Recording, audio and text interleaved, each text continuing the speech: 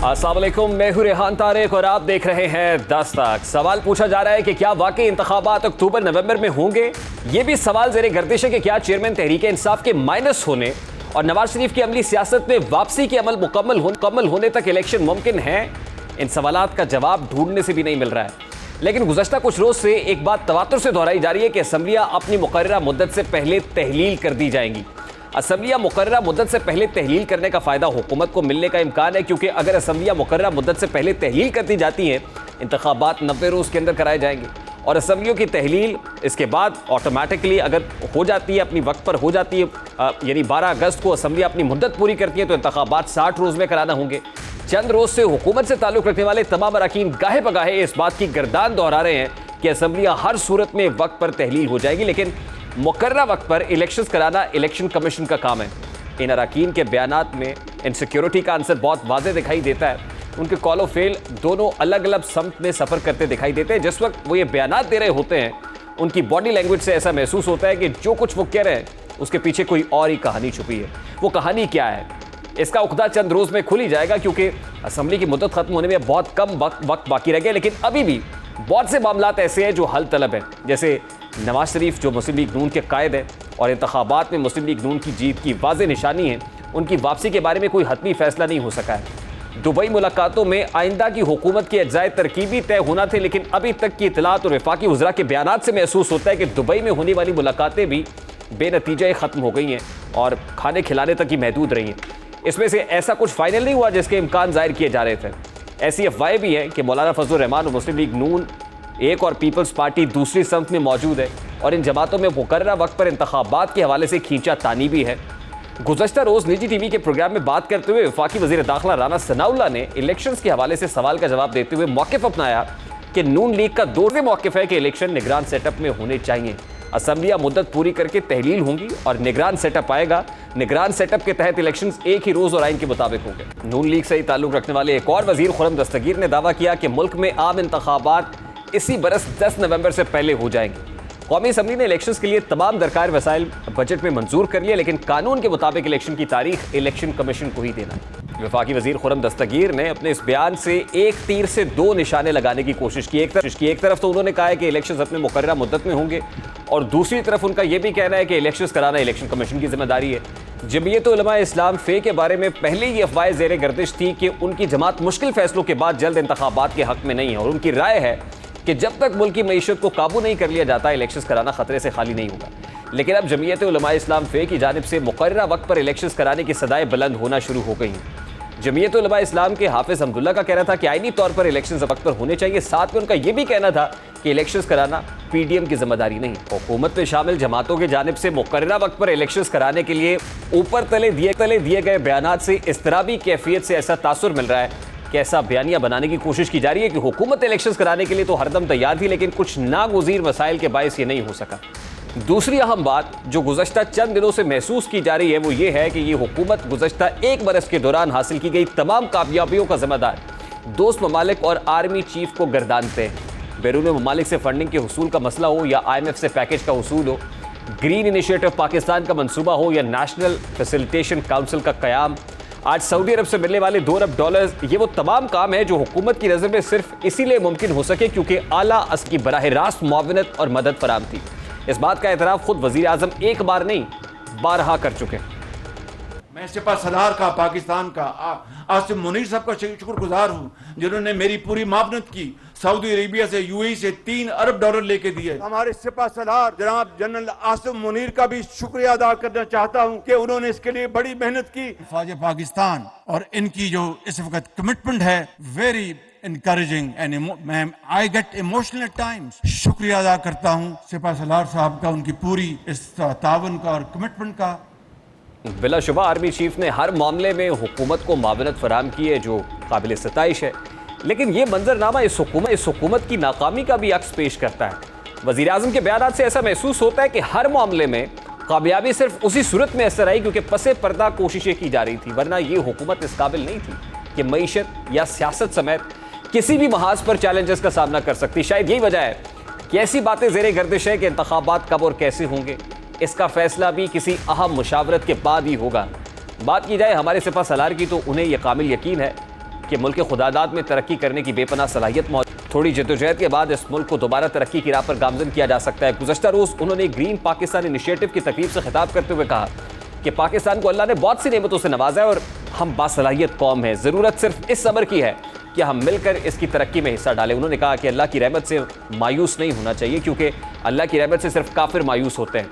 मुसलमानों के लिए दो ही हालतें हैं, जब उस पर मुसीबत आती है तो वो सब्र करता है, और जब खुशी मिलती है तो वो शुक्र अदा करता है। उनका कहना था कि पाकिस्तान ने तरक्की की मनाजिल तय करनी है और दुनिया की कोई ताकत इसको तरक्की करने से नहीं रोक सकती। अब chief of the army staff की ये गुफ्तगू अब यकीनन जहाँ बहुत मोटिवेशनल है, वहीं मानी खेज भी है।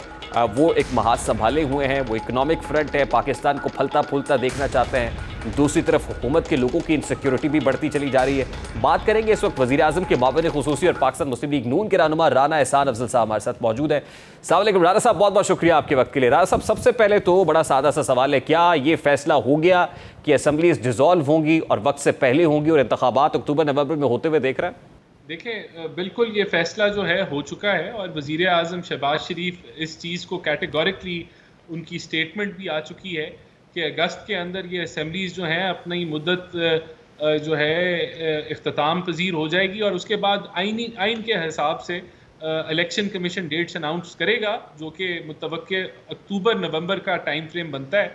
तो PMLN बल्कि कल गालबन नवाज शरीफ साहब जो हैं कायद PMLN, वो सऊदी अरेबिया में उन्होंने हदायत जारी की है सारी पार्टी के वर्कर्स को और कैंडिडेट्स को कि वो अपनी कैंपेन जो है भरपूर तरीके से स्टार्ट करें और लोगों के साथ राब्ता जो है उसको बढ़ाएं हल्के लेवल के ऊपर, क्योंकि इलेक्शंस जो हैं वो अभी आ रहे हैं।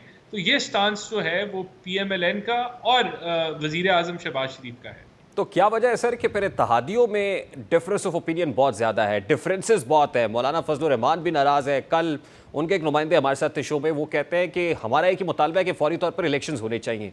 तो फिर अगला सवाल तो ये उठता है ना कि कौन है इस इत्तेहाद में जो नहीं चाहता कि इलेक्शंस फौरी तौर पर होने चाहिए या इलेक्शंस होते हुए नहीं देख रहा है? क्या वजह है कि इनसिक्योरिटी बहुत बढ़ रही है? नहीं, मैं नहीं समझता ऐसी कोई इनसिक्योरिटी की वजह है। देखिए, इत्तेहाद के अंदर मुख्तलिफ जमातें हैं, हर जमात का अपना ओपिनियन है। PMLN का ओपिनियन मैंने आपको दे दिया, पीपल्स पार्टी का ओपिनियन भी यही है कि जल्दी इलेक्शंस हों। और मौलाना साहब ने जो एतराज़ उठाया वो देखें, जो दुबई में मुलाकात हुई कायद मियां नवाज शरीफ की और पीपल्स पार्टी की क़ियादत की, वो कोई पहले से ऑर्गेनाइज्ड मुलाकातें नहीं थी। वो तो दुबई का विज़िट इसलिए नहीं हुआ कि वहाँ कोई पीपल्स पार्टी से मुलाकातें थी, वहाँ लीडरशिप मौजूद थी दोनों जमातों की, तो मुलाकात हो गई। और कोई ऐसी डिसीजन मेकिंग नहीं हुई कि जिसमें या कोई वो PDM की मीटिंग कॉल की गई हो और किसी को ना बुलाया हो। तो मैं समझता हूँ उनके एतराज़ात कल काफ़ी हद तक क्लियर हो गए प्राइम मिनिस्टर शहबाज शरीफ की मुलाकात के बाद। कोई ऐसा कोई इब्हाम नहीं है और जो कोलिशन पार्टनर्स हैं हर एक का अपना ओपिनियन हो सकता है। मौलाना फजलुर रहमान कन्विंस्ड हैं कि दुबई में कोई ऐसा इंपॉर्टेंट डिसीजन नहीं हुआ जिसमें उनको ऑन बोर्ड नहीं लिया गया। क्या शहबाज शरीफ साहब ने उनको कन्विंस कर लिया, राजी हो गए? देखिए, ऐसा कोई डिसीजन बातचीत हुई पार्टी क़यादत के अंदर आगे के हवाले से। जब सियासी लोग मिलते हैं तो वो डेफिनेटली जो आगे सूरत हाल है उसको डिस्कस करते हैं, लेकिन जो बातचीत हुई क्या वो एक हतमी शक्ल इख्तियार कर गई है? नहीं, ऐसा नहीं हुआ। वो फैसले जो कि PDM से रिलेटेड होंगे वो मुशावरत के साथ होंगे, और जो पार्टी से रिलेटेड होंगे डेफिनेटली फाइनल वर्डिक्ट या फाइनल वर्ड जो है PMLN का जब आती है बात तो वो मियां नवाज शरीफ का ही होता है। अच्छा, वैसे डिमांड क्या थी मौलाना की जब वो प्राइम मिनिस्टर साहब से मिले? तो देखिए, ये तो इलेक्शंस के सिलसिले के ऊपर ही थी। फिर ये आगे किस तरीके से सीट एडजस्टमेंट होंगी नहीं होंगी ये चीज़ें हैं, लेकिन ये अभी ऑन गोइंग कॉन्वर्सेशन है। लेकिन मेन चीज़ इसके अंदर ये है कि कोई ऐसा पार्टी लेवल के ऊपर ऑल पार्टी या PDM के लेवल के ऊपर इजलास देखिए ना राना साहब, अब हुकूमत की उल्टी गिनती प्रैक्टिकली शुरू हो गई है। बड़े चंद दिन रह गए हैं जिसके बाद केयर टेकर सेटअप आना है। केयर टेकर्स कौन होंगे, अब इलेक्शन फ्रेमवर्क तय करना है, फिर उसके बाद सीट एडजस्टमेंट वाला मामला, जैसे आपने कहा दिन कम है, मुकाबला बड़ा सख्त है और काम बहुत ज़्यादा है। तो ये तो अभी लग रहा है कि प्रोसेस शुरू ही नहीं हो पाया है या कोई कंसेंसस डेवलप नहीं हो पा रहा है। देखें, जहां इतनी बड़ी कोalition हुकूमत कामयाबी से अपना इख्तिताम ख़त्म करने के जा रही है, मैं समझता हूँ ये जमहूरियत के लिए बहुत बड़ी कामयाबी है कि पाकिस्तान की तारीख में शायद ऐसे पहले ना हुआ हो कि इतनी बड़ी कोalition जो गवर्नमेंट है उसने बड़ी स्मूथली अपना टेन्योर जो है वो मुकम्मल किया। तो ये जो चीज़ें हैं, केयर टेकर प्राइम मिनिस्टर कौन होगा, ये चीज़ें बिल्कुल डिस्कशन है, ज़ेरे गौर हैं, कोalition पार्टनर से भी बातचीत हो रही है। ये वक्त के ऊपर कोई ऐसा प्रॉब्लम नहीं होगा। जब हुकूमत अपना फैसला कर लेगी फिर ऑपोजिशन लीडर से भी मुशावरत हो जाएगी। अब डेफिनेटली जब हुकूमत इख्तिताम पे होगी वैसे और फ्रैंकली स्पीकिंग राना साहब, ये फैसला हुकूमत नहीं कर रहा है, केयर टेकर प्राइम मिनिस्टर के नहीं, लिए? हुकूमत ने अपने नाम तो हुकूमत ने सजेस्ट करने हैं ना, बाकी नाम ऐसा ऑपोजिशन तो नहीं है कि कई नाम ऑलरेडी फाइनल हो चुका है, हुकूमत को सिर्फ कन्वे ही करना? नहीं, मैं नहीं समझता। देखें, डेफिनेटली कंसल्टेशन होगी और जितने भी स्टेक होल्डर्स गवर्नमेंट में हैं, कोalition के हिस्से में हैं, उनसे मुशावरत होगी, फिर ऑपोजिशन लीडर से मुशावरत होगी और फिर जो है वो नाम फाइनल हो जाएगा। अब देखिए, अभी तक हम मौलाना की बात कर रहे हैं। मैं अगर पीपल्स पार्टी की बात करूं तो जीबी के फ्रंट पे पीपल्स पार्टी ने जो सीएम के कैंडिडेट्स थे या अपने लोग थे वो भी हटा लिए, पीछे कर लिए, और उसके बाद जो अदम एतमाद की तहरीक थी वो भी वापस ले ली। तो मामला उधर भी इतने सीधे नहीं हैं। देखिए, डेफिनेटली ये जमातें अलग हैं और जब कंपटीशन की बारी आती है तो कंपटीशन होगा। हम तो समझते हैं कि हर जमात अपने मैनिफेस्टो पे इलेक्शन लड़ेगी और पीएमएलएन का भी यही मौक़िफ़ है कि हम अपने मैनिफेस्टो पे इलेक्शन लड़ेंगे। तो जहां मुकाबला होता है वहां मुकाबला होता है, लेकिन कोalition हुकूमत एक अलहदा चीज़ है। आप मुल्की मफाद के लिए इकट्ठे हो जाते हैं। मुल्क में पॉलिटिकल स्टेबिलिटी की जब ज़रूरत शदीद हो तो मेरे ख्याल से यही बेहतर रास्ता होता है। ये आगे जो फैसले हैं ये कोई इतने बड़े मुश्किल फैसले नहीं हैं। केयर टेकर सेटअप की सिलेक्शन का पहले भी बाकी सूबों में भी हुई, यहाँ भी हो जाएगी। अच्छा, अभी देखिए ग्रीन इनिशिएटिव भी है, फिर पाकिस्तान की इकॉनमी भी है, कुछ रिफॉर्म्स की बात भी हो रही है। ये बड़ा टाइम टेकिंग प्रोसेस है और उसमें जो इस्टेब्लिशमेंट है वो भी भरपूर रोल प्ले कर रही है। तो आपको लगता है ऐसे में कहीं कोई इनसिक्योरिटी तो नहीं है आपके आपस में जो इत्तेहादी हैं, पॉलिटिकल स्टेक होल्डर्स हैं, कि शायद इलेक्शंस दिल्ली दूरस्थ?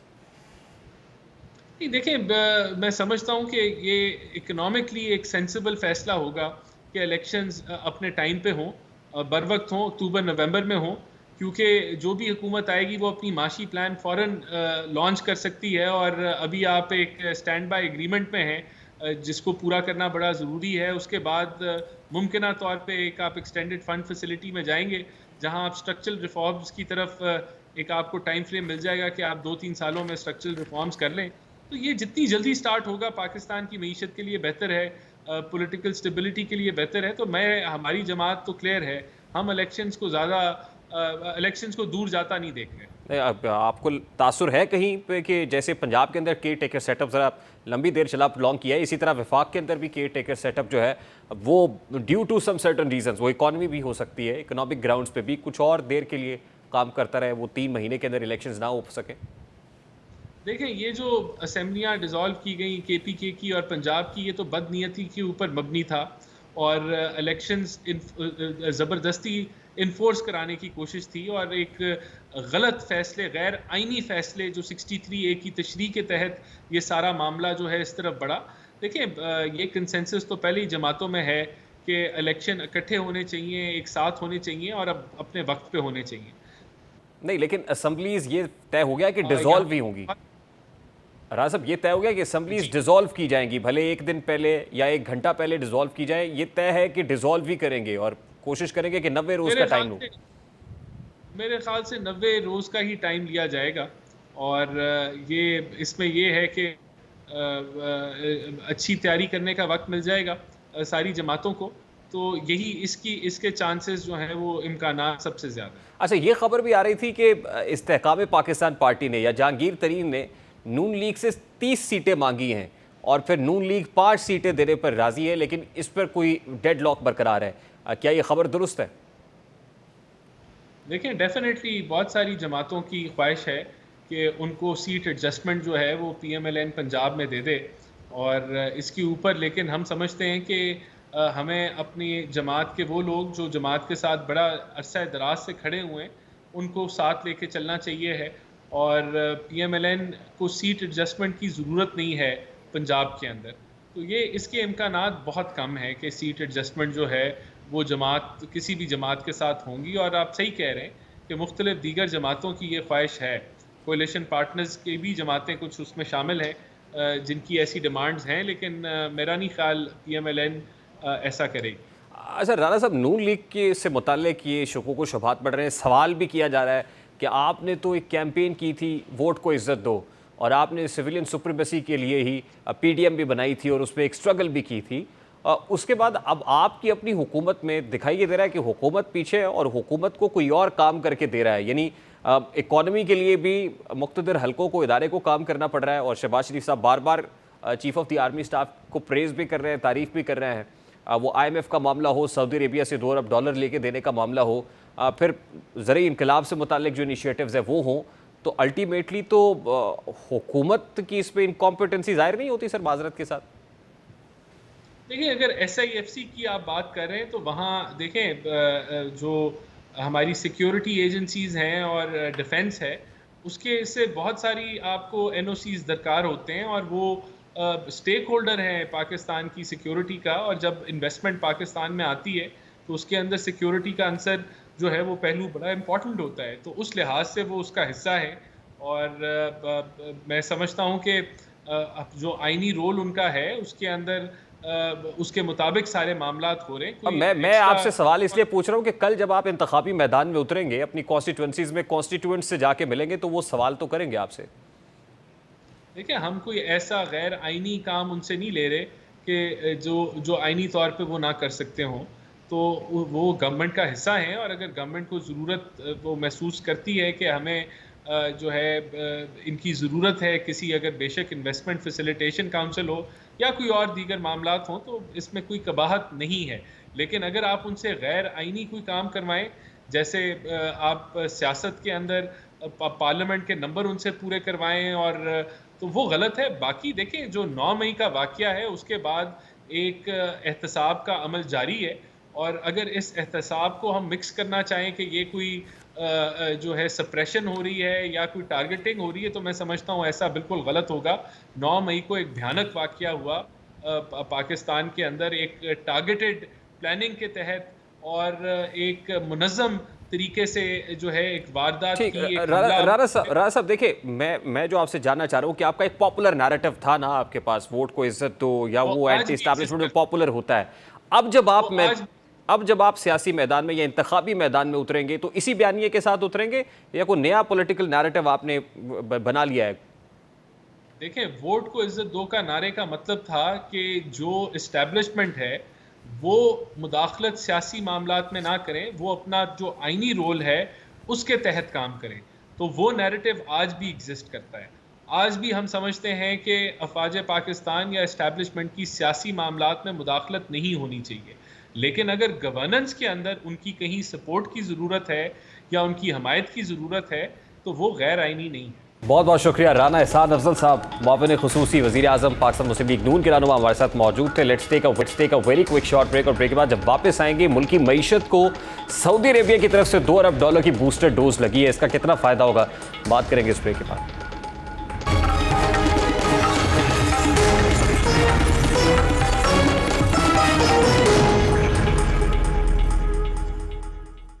$2 बिलियन जो है वो इंशाल्लाह इस जुमे से रिफ्लेक्ट होंगे और ये स्टेट बैंक के रिजर्व्स में शामिल हो जाएंगे।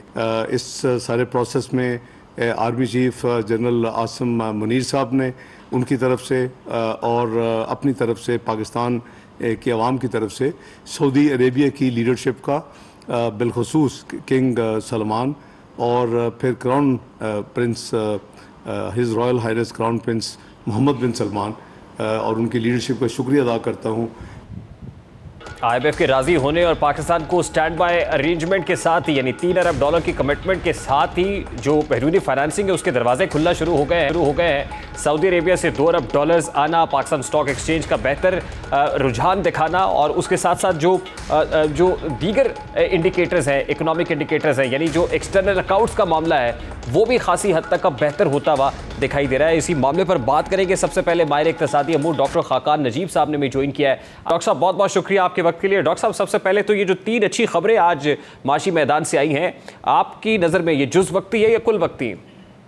तो ये बहुत अच्छा सवाल है। पहले तो याद रखिए कि इन सब का ताल्लुक सिर्फ एक ही चीज़ से है कि पाकिस्तान इस वक्त $1 लिक्विडिटी क्रंच में था, उसका सिर्फ एक ही हल है जो इंटरनेशनल आर्किटेक्चर में है, और वो आईएमएफ के साथ रहना है। नवंबर से, आज मैं आपसे बात कर रहा हूँ, जुलाई 2023 हो गई है, यानी कि नवंबर 22 से हमें मतलब तकरीबन 8 माह हो गए हैं, हम आईएमएफ को उस तरह यूज़ नहीं कर सके।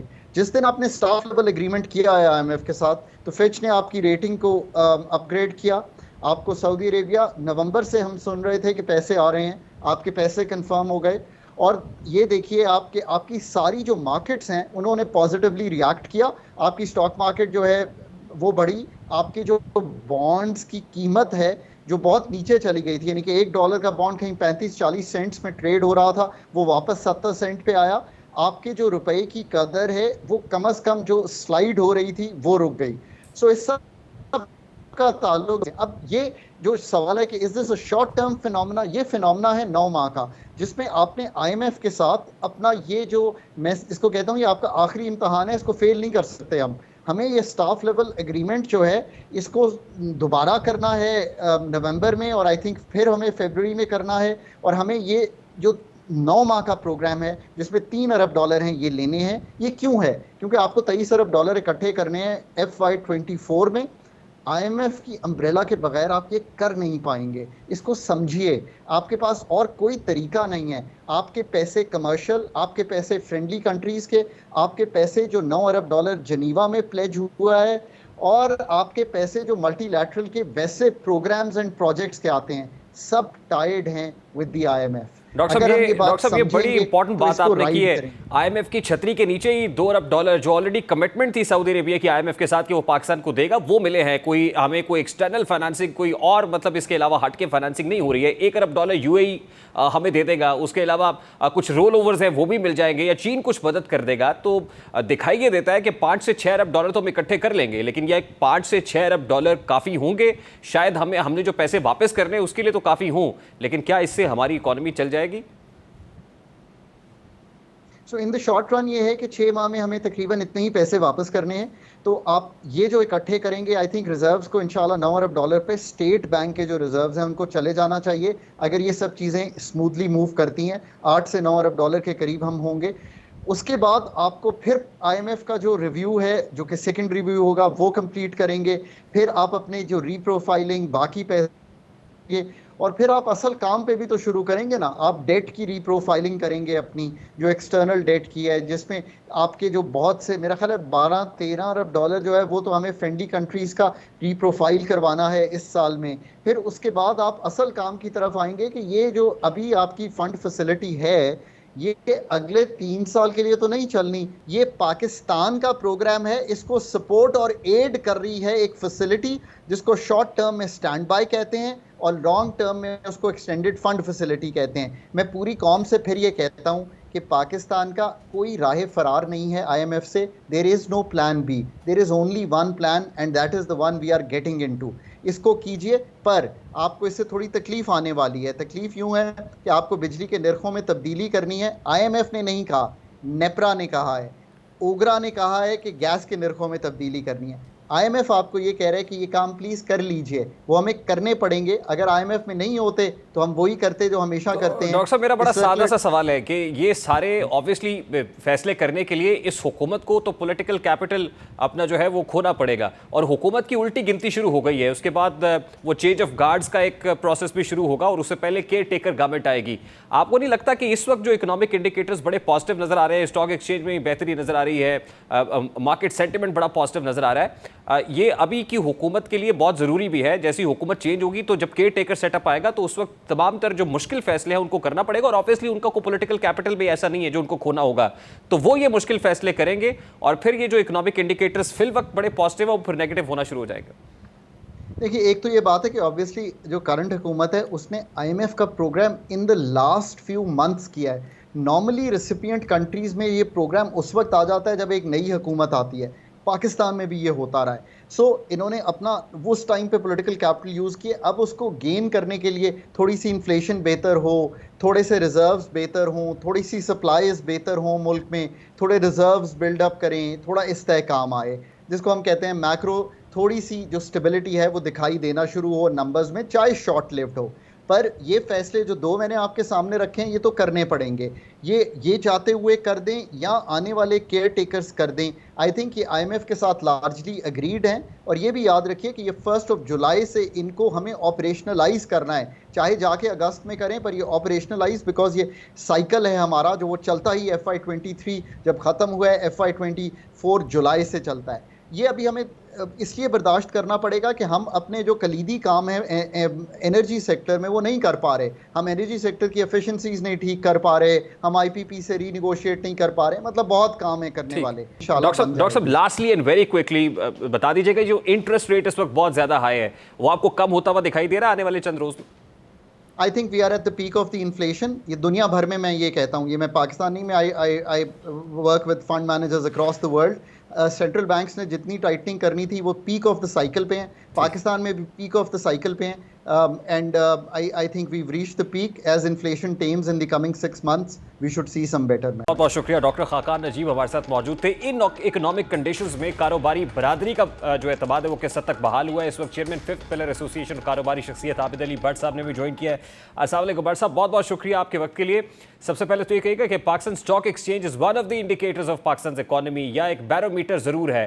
आप पाकिस्तान स्टॉक एक्सचेंज में जब नंबर्स बहुत अच्छे हैं तो क्या समझा जाए कि कैपिटल मार्केट के अंदर इन्वेस्टर्स का एतमाद बढ़ रहा है या रीगेन हुआ है? देखें जी, कैपिटल मार्केट में जो इंटरेस्ट बढ़ता है गिरता भी इसी तरह है, एक खबर से ऊपर चला जाता है और एक खबर से सीधा नीचे चला जाता है। So personally I would not bank on capital, ये जो मार्केट है ना, ये जो है इसके ऊपर मैं कोई इतना बैंक नहीं करूँगा। मुझे सिर्फ ये बैंक करूँगा कि ठीक है हमारे पास जो 3 या 4 बिलियन डॉलर आ रहा है, ये 3 बिलियन डॉलर ने हमें थोड़ी सी ऑक्सीजन दी है, वो ऑक्सीजन से लोगों को थोड़ा सा आसरा हुआ है और वो दोबारा मार्केट में जा रहे हैं कि शायद फ्यूचर हमारा बेहतर आ रहा है। लेकिन ये जो 3 बिलियन या 4 बिलियन या 6 बिलियन हमें आएगा, इससे मुझे कोई ज़्यादा होप नज़र नहीं आ रही for longer period. Yes, we have the oxygen now the time to think how to make it permanently, not for the time being oxygen. ठीक है, मार्केट सेंटिमेंट पॉजिटिव जरूर है, लेकिन आप ये कह रहे हैं कि ये जो स्टैंड बाय अरेंजमेंट है ये एक ब्रीदर है, ये ठंडी हवा का झोंका है जो आया है, इसको कैसे कैपिटलाइज किया जा सकता है फॉर द लॉन्गर रन? देखें, कैपिटलाइज आपको अपनी जो डेफिसिट्स हैं ना वो ख़त्म करने पड़ेंगे। हमारे लिए स्टैंड करने के लिए 2 डेफिसिट हमें 100% ख़त्म करने पड़ेंगे। एक तो इंपोर्ट एक्सपोर्ट का डेफिसिट जो है, करंट अकाउंट का डेफिसिट, वो आप इंपोर्ट पे पाबंदी लगा के नहीं कर सकेंगे। बट इंपोर्ट पे अब जो पाबंदी है, बैन है, वो लिफ्ट हो रहा है। नहीं होगा तो फिर आप वापस वहीं चले जाएंगे। 15 बिलियन डॉलर कहाँ से लाएंगे जो आपका डेफिसिट है? और जो 7 बिलियन डॉलर आपने उससे जो इन्फ्लेशनरी नंबर्स हैं वो तो कम होंगे, कॉमनर के ऊपर जो कम से कम इन्फ्लेशनरी प्रेशर है वो तो ईज ऑफ होगा, जिसकी वजह से हमें इंटरेस्ट रेट बहुत बढ़ाना पड़ रहा है। नहीं तो इंटरेस्ट, देखिए मुझे ये बताएं, इंटरेस्ट रेट क्या बात हम चलो इंटरेस्ट रेट पे कर लेते हैं।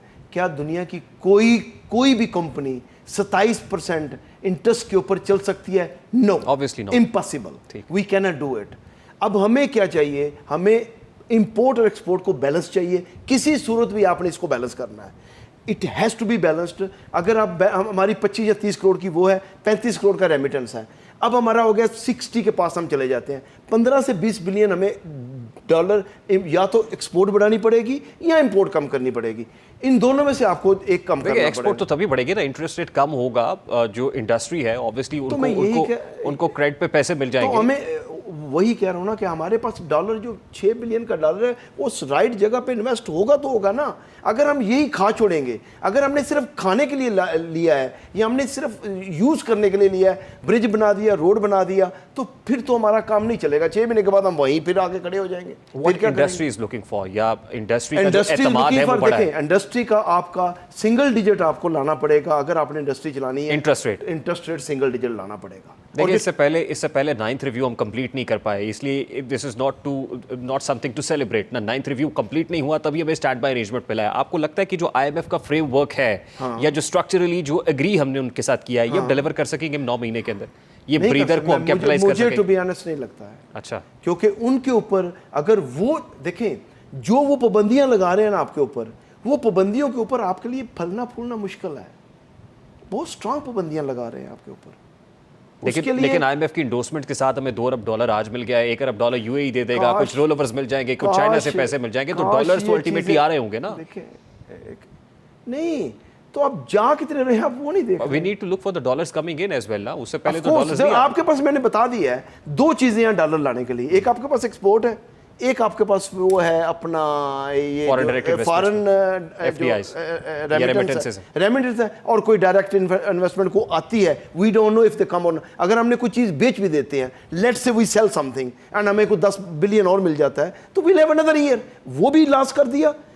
जब तक हम इंपोर्ट और एक्सपोर्ट के बैलेंस को ख़त्म नहीं करेंगे, आप बराबर रेमिटेंस भी डाल लें, लेकिन कम से कम आपको 80 पे 80 और 80 पे आना पड़ेगा। अच्छा, लास्टली देखिए 9 महीने का ये स्टैंड बाय अरेंजमेंट है, इन 9 महीने के अंदर हम कोई रेवोल्यूशन आते हुए तो नहीं देख रहे, इकोनॉमिक रेवोल्यूशन, या इसमें कोई ऐसा स्ट्रक्चरल रिफॉर्म्स आ जाएंगी कि हमारी मुल्क की इकोनॉमी ठीक हो जाएगी? हम क्या कर फिफ्थ सकते हैं? पिलर का मकसद ये है कि आप बिजनेसमैनों को आगे लेके आएँ, ये हम कर सकते हैं, ये ब्यूरोक्रेसी नहीं कर सकेगी, क्योंकि उनके पास वो नॉलेज वो तजर्बा नहीं है। का तो एतमाद ही नहीं है।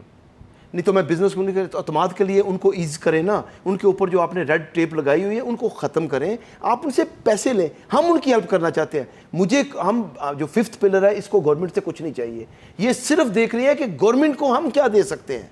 This is what the fifth pillar mean. चलिए क्विक 3 पॉइंटर्स, आपके पास क्या सोल्यूशन है from the fifth pillar platform? आपके पास क्या है? 1 2 3 अगर करके मैं आपको इंपोर्ट एक्सपोर्ट पे कर देता हूँ। हमारे पास हमने 20 चीज़ें जो मोस्ट इंपोर्टेड है, नेसेसिटी, जैसे ऑयल और गैस को साइड पे रख दें, जो 20 चीज़ें जो हमें चाहिए, जो हमें पहले सबसे चूज़ करनी पड़ेंगी कि ये 20 चीज़ें मोस्ट इंपोर्ट हम कर रहे हैं, उनके ऊपर हमें, जैसे मैं आपको एक मिसाल मैं देता हूँ, जैसे हमारे मोटरसाइकिल के इंजन और वो जो छोटे इंजन है ना, उनकी 500 मिलियन के हम इंपोर्ट करते हैं, उसकी फैक्ट्री लगती है 70 से 100 मिलियन की, विद टेक्नोलॉजी वो आएगी हमारे पास।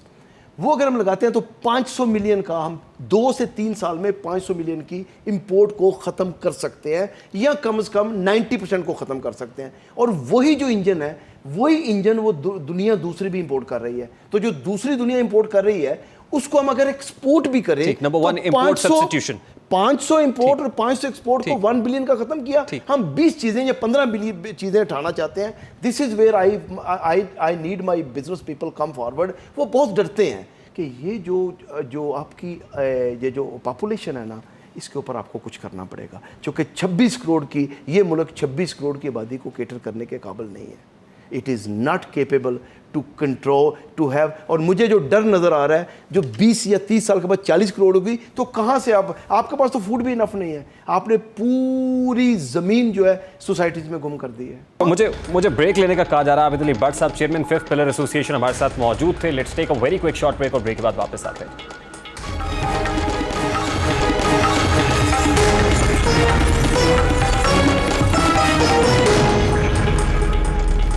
चेयरमैन तहरीक इंसाफ जब से इक़्तिदार से रुखसत हुए, उन्होंने मुल्क मुखालिफ बयानिया अपनाया हुआ है। इस दौरान उन्होंने बहुत से बैनुल अक़वामी फोरम्स पर पाकिस्तान में इंसानी हुकूक की सख्त खिलाफ वर्जियों के हवाले से एजेंडा अपनाया। 9 मई वाक़यात और इसके रद्दअमल में होने वाली गिरफ्तारियों को भी चेयरमैन PTI ने इंसानी हुकूक की खिलाफ वर्जियों से जोड़कर इंटरनेशनल लेवल पर पाकिस्तान को ऐसा मुल्क साबित करने की कोशिश की है कि जिसमें इंसानी हुकूक की सख्त खिलाफ वर्जियाँ हो रही हैं। शायद ये वजह है कि United Nations human rights council के 53वें इजलास में इसराइल वो मुल्क है जिसने 75 बरस के अंदर पहली बार पाकिस्तान पर जो ह्यूमन राइट्स वायलेशंस है उससे मुताबिक एक चार्जशीट पेश किया। अब इसराइल जैसा मुल्क जहाँ फ़लस्तीनियों पर जबर जो है वो बहुत ज़्यादा होता है, वो पाकिस्तान में इंसानी हुकूक की खिलाफ वर्जियों की बात कर रहा है। ये UNHRC के अंदर इसराइल की नायब मुस्तकिल मंदूब हैं, वो क्या कह रही हैं, और ख़ास तौर पे हम जिन्स परस्ती की पाबंदी है पाकिस्तान में, वो कह रही है इस पाबंदी को भी हटाना चाहिए। अब जो कुछ हो रहा है ये किसी खास पॉलिटिकल एजेंडे के तहत हो रहा है। इस पर खूब बहस हो रही है कि इसराइल अभी इस वक्त का इस्तेमाल क्यों कर रहा है पाकिस्तान में इंसानी हुकूक की खिलाफ वर्जियों को हाईलाइट करने के लिए। प्रोग्राम का वक्त क्योंकि अपने इख्तिताम को पहुंच रहा है, मैं एक सिर्फ शॉट आपके सामने प्ले करूंगा मौलाना फजलुर रहमान का, क्योंकि पॉलिटिकल डोमेन में जब बहस होती है तो कुछ ऐसी बातें सामने में आती हैं। हमारा जो मौक़िफ़ है कि ये गैर मुल्की एजेंट है, यहूदी एजेंट है, पाकिस्तान के खिलाफ उसका एजेंडा है, पाकिस्तान के आइन के खिलाफ उसका एजेंडा है, पाकिस्तान के नजरिए के खिलाफ उसका एजेंडा है। किस तरह मुल्क को तबाह करने की इजाज़त दी जाए? PDM सरबराह मौलाना फजलुर रहमान इस तरह की बातें चेयरमैन PTI और से इसराइल को मंसूब करते हुए करते रहे। मुझे रेहान तारिक को इजाज़त दीजिए। प्रोग्राम का वक्त अपने इख्तिताम को पहुंचे। आपसे मुलाकात होगी इंशाअल्लाह कल। अपना रखिए ख्याल। अल्लाह हाफ़िज़।